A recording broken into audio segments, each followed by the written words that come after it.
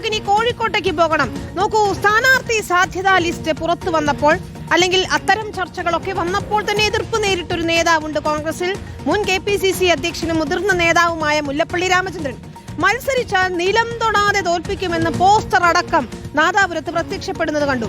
പാർട്ടിക്കകത്തുള്ളവർ തന്നെയാണ് പോസ്റ്ററിന് പിന്നിലെന്നായിരുന്നു അടക്കം പറച്ചിലേതായാലും ആ വെല്ലുവിളി സ്വീകരിക്കാൻ മുല്ലപ്പള്ളി തയ്യാറെടുത്ത് കഴിഞ്ഞു എന്നാണ് സൂചന. മത്സരിക്കാൻ താല്പര്യമുണ്ടെന്ന് കേന്ദ്ര നേതൃത്വത്തെ അറിയിച്ചു കഴിഞ്ഞു മുല്ലപ്പള്ളി രാമചന്ദ്രൻ. നാദാപുരവും കൊയിലാണ്ടിയുമാണ് പരിഗണനയിലുള്ളത്. AK അഭിലാഷാണ് ചേരുന്നത്. അഭിലാഷ്, VM സുധീരൻ, മുല്ലപ്പള്ളി രാമചന്ദ്രൻ, അങ്ങനെ ഏറ്റവും മുതിർന്ന നേതാക്കളെ കൂടി കളത്തിലിറക്കിക്കൊണ്ട് 100 സീറ്റ് എന്ന ലക്ഷ്യം, അതാണ് കോൺഗ്രസും UDF-ഉം പൂർത്തീകരിക്കാൻ പോകുന്നത്. അങ്ങനെയെങ്കിൽ മുല്ലപ്പള്ളി രാമചന്ദ്രൻ കളത്തിൽ ഇറങ്ങുമോ ഇല്ലയോ? മുല്ലപ്പള്ളിക്ക് എതിർപ്പുമായി രംഗത്ത് ചിലരെത്തുന്നു. അങ്ങനെയൊക്കെ ചർച്ചകൾ ഉണ്ടാകുന്നു. ഒടുക്കം ഇതാ മുല്ലപ്പള്ളി യെസ് പറഞ്ഞിരിക്കുകയാണോ? വിനീത, മുല്ലപ്പള്ളി മത്സരിക്കുമെന്നുള്ള കാര്യത്തിൽ ഇനി തർക്കത്തിന് വഴിയില്ല എന്നുള്ളതാണ്. മുല്ലപ്പള്ളി മത്സരിക്കാനുള്ള സന്നദ്ധത തന്നെ പ്രകടിപ്പിച്ചു കഴിഞ്ഞു. ഇനി അത് എവിടെയായിരിക്കും എന്നുള്ളതാണ് പ്രധാനപ്പെട്ട ചോദ്യം.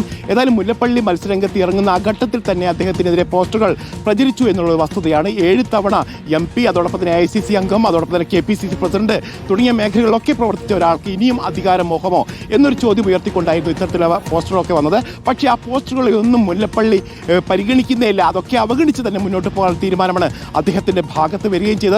ഏതായാലും മുല്ലപ്പള്ളി മത്സരിക്കുകയാണെങ്കിൽ ഒന്നുകിൽ നാദാപുരത്ത് അല്ലെങ്കിൽ കൊയിലാണ്ടി എന്നുള്ള നിലയിലാണ് ഇപ്പോൾ പരിഗണിക്കപ്പെടുന്നത്. ഏതായാലും മുല്ലപ്പള്ളി മത്സരിക്കുകയാണെങ്കിൽ നാദാപുരത്ത് പോരാട്ടം പൊടിപാറും എന്നുള്ള ഒരു വസ്തുതയാണ്. കാരണം ഇടതുപക്ഷത്തോടൊപ്പം നിൽക്കുന്ന, പ്രത്യേകിച്ച് CPI-ക്കൊപ്പം നിൽക്കുന്ന ഒരു മണ്ഡലമാണ് നാദാപുരം. ആ മണ്ഡലത്തിൽ 4000-ഓളം വോട്ടുകൾക്കാണ് കഴിഞ്ഞ തവണ LDF ജയിച്ചത്. പക്ഷേ കഴിഞ്ഞ തദ്ദേശ തെരഞ്ഞെടുപ്പിൽ 10 പഞ്ചായത്തുകളിൽ 5 വീതം തുല്യത പാലിച്ചെങ്കിൽ പോലും അവിടെയും 4000-ഓളം വോട്ടുകളുടെ ഭൂരിപക്ഷം UDF-ന് ലഭിച്ചു കഴിഞ്ഞിട്ടുണ്ട്. ഈ ഒരു സാഹചര്യത്തിലാണ് മുല്ലപ്പള്ളി അവിടെ മത്സരിക്കാനുള്ള സാധ്യത ഏറുന്നത്. അതോടൊപ്പം തന്നെ KM അഭിജിത്തിന്റെയും VP ദുൽഖിഫിന്റെ അടക്കം പേരുകൾ അവിടെ പരിഗണിക്കുന്നുണ്ട്. മുല്ലപ്പള്ളി മത്സരിക്കുകയാണെങ്കിൽ ഈ പേരുകളൊക്കെ അപ്രസക്തമാകും എന്നുള്ള കാര്യവും ഉറപ്പാണ്. അതേ സമയത്ത് തന്നെ മുല്ലപ്പള്ളിക്ക് കൂടുതൽ മത്സരിക്കാൻ താല്പര്യമുള്ളത് കൊയിലാണ്ടിയിലാണ് എന്നുള്ള വിവരം കൂടി പുറത്തു വരുന്നു. കൊയിലാണ്ടിയിൽ മത്സരിക്കുകയാണെങ്കിൽ അദ്ദേഹത്തിന് വലിയ തരത്തിൽ വിജയം നേടാൻ കഴിയുമെന്നുള്ള പ്രതീക്ഷ കൂടിയുണ്ട്. കാരണം 8000-ഓളം വോട്ടുകളുടെ ഭൂരിപക്ഷം കഴിഞ്ഞ തദ്ദേശ തെരഞ്ഞെടുപ്പിൽ അവിടെയുണ്ട്. ആ ഒരു സാഹചര്യത്തിൽ യാതൊരു തരത്തിലുള്ള എതിർപ്പുമില്ലാതെയും അദ്ദേഹത്തിന് മുന്നോട്ട് വരാൻ കഴിയും. പക്ഷേ DCC president K Praveen Kumar അടക്കമുള്ള അതേ N സുബ്രഹ്മണ്യന്റെ പേരുകളടക്കം അവിടെ ഉയർന്നു കേൾക്കുകയും ചെയ്തിട്ടുണ്ട്. ഏതായാലും മുല്ലപ്പള്ളി ഈ 2 മണ്ഡലങ്ങൾ ഏതിലെങ്കിലും ഒന്ന് മത്സരിക്കുമെന്ന് ഉറപ്പാണ്. അതാണ് ഏറ്റവും പ്രധാനപ്പെട്ട വാർത്തയും ഈ മണിക്കൂറിൽ. മുല്ലപ്പള്ളി രാമചന്ദ്രൻ നിയമസഭാ തെരഞ്ഞെടുപ്പിൽ മത്സരിക്കാൻ സന്നദ്ധനാകുന്നു.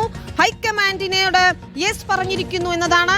നമുക്കറിയാം, ആദ്യഘട്ടം മുതൽ കോൺഗ്രസിന്റെ പ്രധാനപ്പെട്ട ഒരു സ്ട്രാറ്റജിയെ നമ്മുടെ റോഷിപാൽ ഉൾപ്പെടെയുള്ളവർ റിപ്പോർട്ട് ചെയ്തിരുന്നതാണ്. VM സുധീരൻ, മുല്ലപ്പള്ളി രാമചന്ദ്രനെ പോലെയുള്ള നേതാക്കളെ കോൺഗ്രസ് കളത്തിലിറക്കുന്നുവെന്ന്. പക്ഷേ മുല്ലപ്പള്ളി ആദ്യം ചെറിയ മടി കാണിച്ചിരുന്നു. ചില എതിർപ്പുകൾ, ചില പോസ്റ്ററുകളൊക്കെ ചിലയിടങ്ങളിൽ പ്രത്യക്ഷപ്പെട്ടു. എന്നാൽ ഇതാ മുല്ലപ്പള്ളി കേന്ദ്ര നേതൃത്വത്തെ സന്നദ്ധത അറിയിച്ചിരിക്കുന്നു മത്സരിക്കാൻ എന്നതാണ്.